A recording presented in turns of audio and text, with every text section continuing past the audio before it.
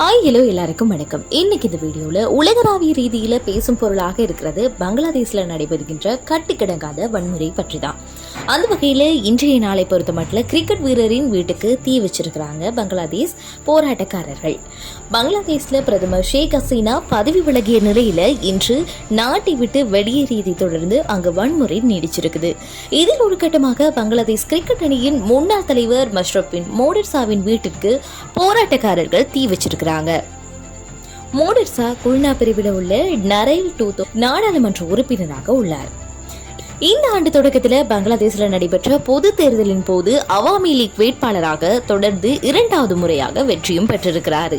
பாரிய மாணவர்கள் போராட்டங்களை தொடர்ந்து ஷேக் ஹசீனா நாட்டை விட்டு வெளியேறிய பின்னர் மோடர்சாவின் வீட்டை நாசம் செய்த வன்முறையாளர்கள் அதற்கு தீ வைத்ததாக உள்ளூர் ஊடகங்கள் செய்தி வெளியிட்டிருக்குது.